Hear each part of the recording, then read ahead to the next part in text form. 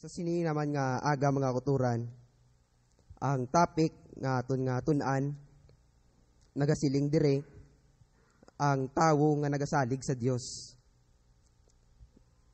Sa pagkamatuod, no, ang tawo or tumuluo nagasalig sa Dios. No, kunyara siya sa mga sirkumstansya siya kabuhi.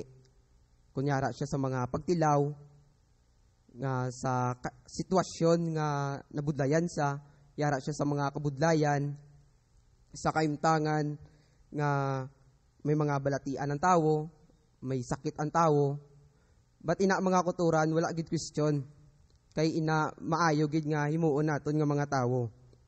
But ang ginapangita gid sa aton Ginoo nga sa anuman nga kaimtangan or sitwasyon nga nagaabot sa aton kabuhi, gusto sang Dios nga sa maayo man o kung sa hindi maayo, sa bugana man o kung sa kinawad-on nga kaimtangan, gusto sang Dios nga ang aton pagsalig naangot gid sa iya. O na pundar gid sa iya. Kay kanami mga kuturan sang benepisyo kung ang tawo nagasalig sa Dios. O una diri nga punto nga ang tawo nga nagasalig sa Dios may kalinong. Siling diri sa Isaiah 26 versikulo 3 nga siling diri, hatagan mo Ginoo sang kumplito nga kalinong ang tawo nga ang iya hunahuna na sintro sa imo kay nagasalig siya sa imo. Amo na ang siling ni Haring David nga Ginoo hatagan mo sang kumplito nga kalinong ang tawo nga nagasalig sa imo. No, ini nga tawo mga kuturan nga nagasalig sa Dios, amo ni sa ang masiling naton nga may peace of mind gid ya.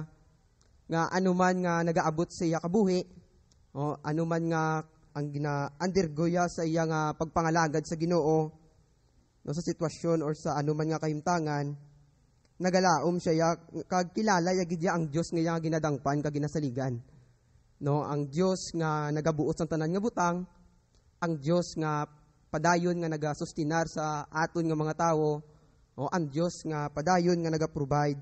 Amo na nga anuman nga nagaabot sa iya, tungod nga nagasalig sa Dios, may kalinong gid ang iya nga kabuhi.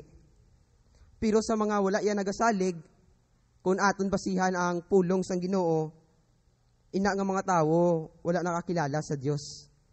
No, puno sang pagpalibog ang ila nga pagpangabuhi. Nagakabalaka ang tawo. Ti kita mga kuturan nakakilala ta sa Dios. Amen. No, o galing kung kaisa ang aton pagsalig, hindi la ang bugos, no, nagaminyar kung kaisa. Bilang tawo ti masiling ta nagaabot gid ya nga nagapalibog isa ang tawo, nagakabalaka. Pero kung aton nga usisaon ang aton nga kaugalingon, kay basi bala nagalambot man sa aton nga ang pagpalibog kag kabalaka na basi bala nakulangan kita sa pagsalig sa Dios. No? Pero nagasiling gid ang pulong sang Ginoo sa John chapter 14 verse 1. Siling niya diri, hindi kamo magsagi palibog. No, magsalig kamo sa Dios. Pati isa na sa mga ginatudlo sang pulong sang aton Ginoo nga hindi kita sagi palibog. Kundi sa baylo magsalig kita sa aton Ginoo. Kay ang tawo nga nagasalig sa Dios may kalinong gid ang iya nga kabuhi.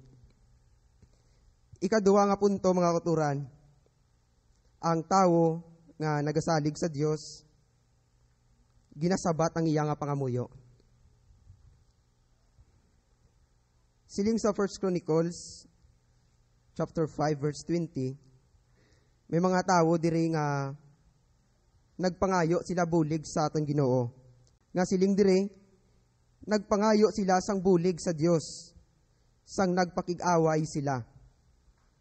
Kag ginsabat sang Dios ang ila pangamuyo, tungod kay nagsalig sila sa iya. Ti ini mga kuturan, no, ginasabat gid gali sang Dios ang pangamuyo kag pagpangayo bulig sang tawo sa Dios, kun una sa tanan may pagsalig siya. No, nga iyatag sang Ginoo ang iya nga mga ginapangayo, ang iya nga pagpangayo bulig sa Ginoo. No, ti isa ni sa mga kuturan sa mga rason nga dapat man naton himuon nga mga tawo nga kung kita nagapangamuyo, dapat saligan taya ang aton nga ginaapilar. No, amo na kung kaisa hindi kita magkatingala, kung may mga unanswered prayer pa kita nga wala na ginapamatian sa Ginoo. Pero kung aton nga eksemainon ang aton kaugalingon, kay basi wala isa na nga nagalambot man sa aton nga nakulangan kita sa pagsalig sa Ginoo. Amo na nga wala pa ginasabat sang Ginoo ang aton pangamuyo. No, dapat tagid ya mga kuturan saligan nga bisan masiling ta nga ang aton ginapangayo daw kaimposible, pero dumdumon taman nga ang aton Dios nga ginapangayuan gumanan sa mo.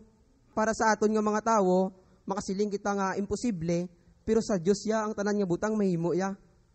Ang imposible, manginposible kadya siya mga kuturan.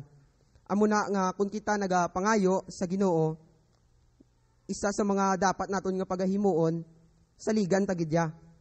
No, magsalig kita sa Dios.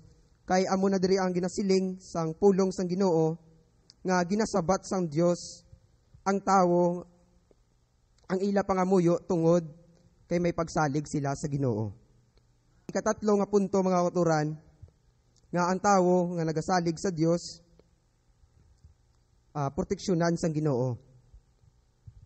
No, may istorya diri mga kuturan, isa ka tawo na si Daniel, kani gindakop sang hari si Daniel kag ginhulog sa buho nga may mga leon. O nagsiling ang hari kay Daniel kabay pa nga luwason ka sang imo Dios nga padayon mo nga ginaalagad. O pagkaaga nagapabanag-banag pa lang, nagdali-dali kadto ang hari didto sa buho nga may mga leon. O pag-abot niya didto masinulubon siya nga nagsinggit. No, Daniel alagad sang buhi nga Dios, ginluwas ka bala sa mga leon, sang imo Dios nga padayon mo nga ginaalagad.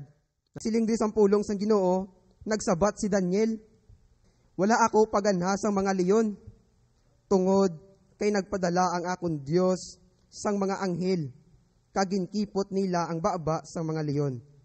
O pagkabati sang hari, nalipay gid siya kag nagsugo siya nga kuwaon si Daniel sa buho. Sang nakuha na si Daniel, wala gid sila sing may nakita nga bisan gamay lang nga pilas o kun bagras sa yalawas. Tungod, no, kay siling di sang pulong sang Ginoo mga kuturan, tungod kay nagsalig siya sa Dios. No, ti isa na sa mga kuturan sa mga assurance, no, sa mga benepisyo nga kung ang tawo nagasalig sa Dios, proteksyonan gid saya sa aton Ginoo. No nga bisan pa nga amo tong natabo sa kay Daniel, ginhulog sa buho sa mga leon nga gutom pa katama, pero bangod kay ang iya nga pagsalig sa Dios, yara gid na sintro, na pundar gid, na angot gid sa Ginoo. No, ang Ginoo wala gid yan nagpabaya sa iya. Gin proteksyonan gid siya sa aton Ginoo. No, kaglas mga kuturan, wason sang Dios ang tawo nga nagasalig sa iya. No, tatlo diri ka tawo, si Shadrach, Meshach, ug Abednego. No, sila diri mga kuturan, may ginimo diri ang hari nga dako nga ribulto nga amo ni tani ang simbahon sa mga tawo.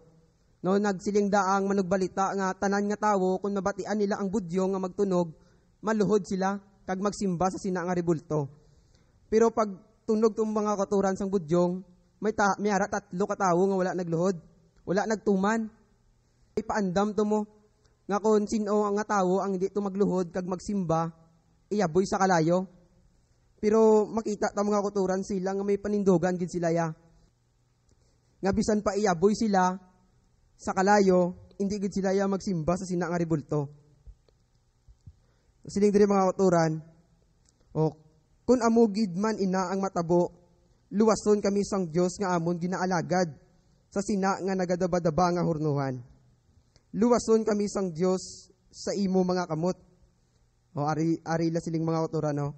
Pero kung hindi gid man niya kami pagluwason, gusto namon nga mahibaluan mo nga hindi gid kami mag-alagad sa imo nga mga Dios. No, kag magsimba sa estatwa nga bulawan nga imo ginpatindog. Ang natabo gingapos gid sila kag ginhaboy sa sina nga hurnuhan. Kag siling diri sang pulong sang Ginoo, samtang nagatan-aw si Haring Nebukadnesar, gulpi siya nga tumindog sa pirtahan nga katingala. no nagtingala, no nagpamangkot siya sa mga opisyal. Hindi ba lang nga 3 lang katawo ang aton gingapos na ginhaboy sa kalayo? No nagsabat sila, "Huo, mahal nga hari." Kahit ni 3 man lang gitong ginhaboy nila mo sa kalayo. No nagsiling dayon ang hari. "Tanawan ninyo, 4 ang nakita ko nga nagalakat-lakat sa kalayo. Kag siling dire, wala sila nakagapos, kag wala sila maano. Ang kalayo, bisan gani ang ila buhok o kun bayo. Wala gid masunog, kag bisan baho na lang sang aso, wala gid."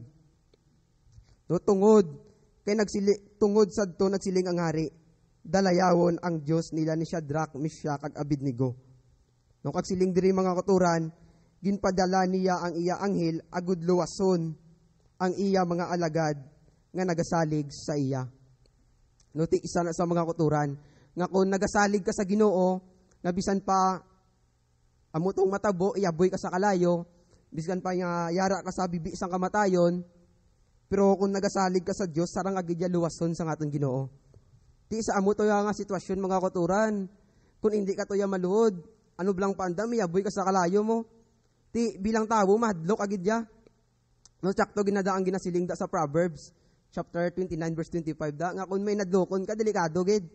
Pero kung nagasalig ka sa Ginoo, hindi agidya maano. Ti amo na sa mga katuran nga kanami sa mga benepisyo nga kung ang tawo nagasalig sa Ginoo. No may kalinaw ang iya kabuhi, sabton sang Dios ang iya pangamuyo, proteksyonan sa kagluwason sang Ginoo ang tawo nga nagasalig sa iya. No kay ti mga katuran, dapat gidya nga ipundar ta gidya ang aton pagsalig sa Dios. Nga ang tawo nga nagasalig sa Dios, bulahan mo. Do pareho siya sa kahoy nga ang iya ugat ara sa suba, nga bisan pa ano pa ang maabot da nga mga bagyo, sa gyapon makita mo gidya nga tindog sa iya gyapon. Ti amo na sa aton nga anuman nga nagaabot sa aton kabuhi, no sitwasyon, kung tun-an talang mga katuran nga magsalig sa Dios, no anuman nga magaabot sa aton, no amo tong ang aton nabatian nga ang Ginoo magaproteksyon gid sa aton. No ti ang aton gid lang mo ang magsalig sa Dios.